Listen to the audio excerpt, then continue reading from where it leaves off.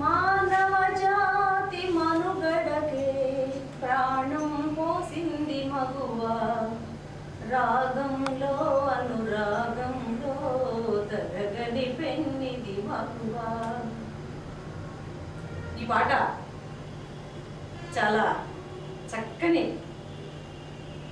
పాట, అందరికీ నచ్చే పాట. మీకు తెలుసు, సమాజంలో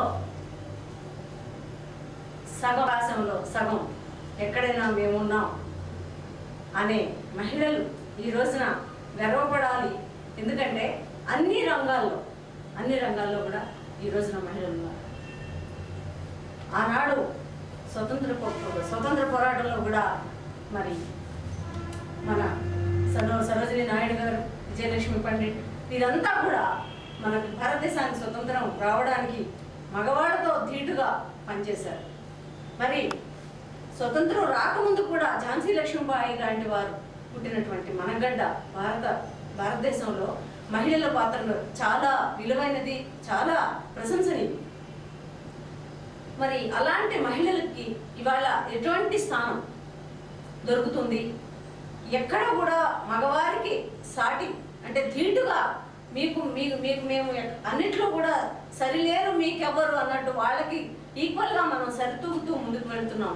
మరి అలాంటి మహిళలకి సమానమైన స్థానం దొరుకుతుందా? మరి ఇవాళ యూపీఏ చైర్పర్సన్ సోనియా గాంధీ గారు మహిళ, ప్రెసిడెంట్ ఆఫ్ ఇండియా మహిళ, మరి భారతదేశాన్ని పాలించిన ప్రధానమంత్రుల్లో మహిళలు ఉన్నారు, ముఖ్యమంత్రుల్లో మహిళలు ఉన్నారు, హోమ్ మినిస్టర్లు మహిళలు ఉన్నారు, మినిస్టర్లు ఉన్నారు, ఎంపీలు ఉన్నారు, ఎమ్మెల్యేలు ఉన్నారు, ఎమ్మెల్సీలు ఉన్నారు. ఒకటేంటి, ప్రెసిడెంట్ ఆఫ్ ఇండియా దగ్గర నుంచి మొదలు పెడితే కౌన్సిలర్ దాకా కూడా మహిళలు ఉన్నారు, పంచాయతీల ప్రెసిడెంట్లుగా కూడా. అంటే ఏ రంగంలో కూడా ఎక్కడ కూడా పొలిటికల్గా అన్ని రంగాల్లో అన్ని స్థానాలు ఆక్రమించినప్పుడు ఇటు కార్మిక నాయకత్వంలో కూడా మహిళలు చాలా మంది పనిచేశారు.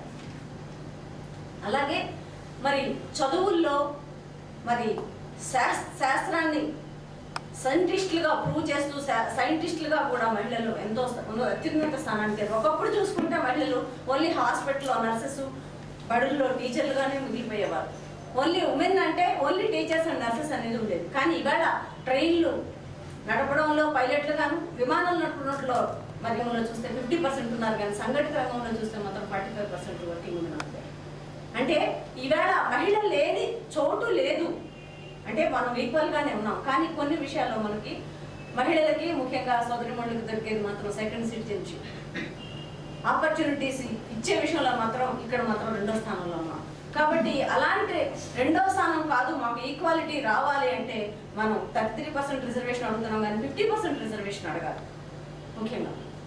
ఎందుకంటే అన్నింటిలో సగం ఉన్నాం కాబట్టి ఇక్కడ కూడా మాకు కూడా 50% రిజర్వేషన్ కావాలి అని మనం అడగాలి. మరి కల్పనా చావ్లా చూస్తే ఆ రోజున నిజంగా దురదృష్టకరమైనటువంటి విషయం ఇది. కల్పనా చావ్లా కూడా భారతదేశానికి ముఖ్యంగా అంటే ఒక ప్రపంచంలో ఉన్నటువంటి అన్ని స్థానాలు అధిగమించాం, కానీ ఆకాశంలో ఒక అంతరిక్షంలో వెళ్ళటానికి కూడా సాహసం చేసి ఒక మహిళ ముందుగా వెళ్ళింది. కానీ దురదృష్టకరం ఆమెను మనం పోగొట్టుకున్నాం. ఆ తర్వాత సునీత విలియమ్స్ గారు కూడా మరి అంతరిక్షంలోకి వెళ్ళి సురక్షితంగా భారతదేశానికి తిరిగి వచ్చారు, భూమి మీదకి తిరిగి వచ్చారు. భారతదేశంలో కూడా తను పర్యటించినప్పుడు మనం అందరం కూడా వారితో కొన్ని విషయాలు కొంతమందిని పంచుకోగలిగారు, అక్కడ అనుభవాలు వాటిని. ఇలాంటి మహిళలకి ఇవాళ అన్ని రంగాల్లో సముచిత స్థానం దొరుకుతుందా? నిజంగా చెప్పాలంటే మగవారి కంటే ఆడవాళ్ళు 10 రెట్లు ఎక్కువ పనిచేస్తారు. వారు ఓన్లీ సంపాదన పరులుగా, తండ్రిగా ఒక కుటుంబానికి పెద్దగా మాత్రమే ఉంటారు. మనం వాళ్ళతో పాటు ఉద్యోగం చేస్తాం, ఇంట్లో వంట చేస్తాం, పిల్లలు చూస్తాం, పెద్దవాళ్ళని సంరక్షించుకుంటూ ఇన్ని బాధ్యతలు చేస్తూ ఇంకా కొన్ని extra curricular activities like trade యూనియన్లో కానీ తర్వాత పొలిటికల్గా కూడా ఆ పోర్ట్ఫోలియోస్ కూడా తీసుకొని మనం ఎక్స్ట్రా పని చేస్తున్నాం. వాళ్ళు చేసేది ఓన్లీ సంపాదన, ఇల్లుకి పెద్దగా తండ్రిగా ఉంటారు అంతే. రెండు డ్యూటీస్ చేస్తే మనం 10 రెట్లు, వారికంటే 10 రెట్లు ఎక్కువ పని చేస్తున్నాము ఇన్ని రంగాలను చూసుకుంటాం. అంటే ఎవరు గొప్ప ఇందులో అనేది మీ ముందు నేను ఉంచుతున్నాను ప్రశ్న.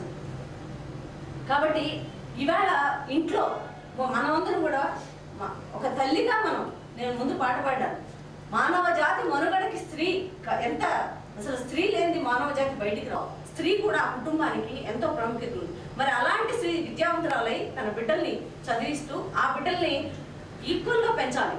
ఒక అబ్బాయిని ఒక రకంగా అమ్మాయిని ఒక రకంగా కాకుండా అబ్బాయికి గ్లాసులు పాలిచ్చి అమ్మాయికి ఒక చిన్న కప్పు టీ ఇస్తారు.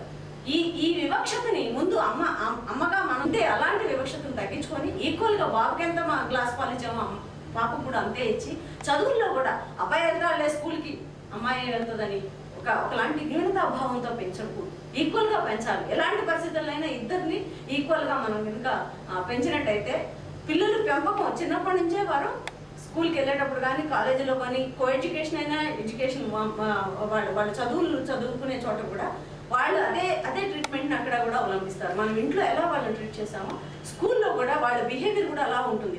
ఈ పెంపకం మనకి చాలా వరకు ఉపయోగపడుతుంది. ఎందుకంటే ఇవాళ అట్రాసిటీస్, ఉమెన్ మీద జరుగుతున్నటువంటి అట్రాసిటీస్ కూడా ఇది ఒక కారణం.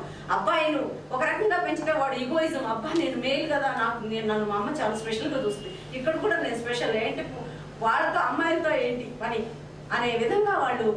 కాబట్టి మన పెంపకంలోనే మార్పుని తెచ్చుకొని మనం పిల్లల్ని ఈక్వల్గా పెంచినట్లయితే సమాజంలో కూడా they are also equal treatment దొరుకుతుంది.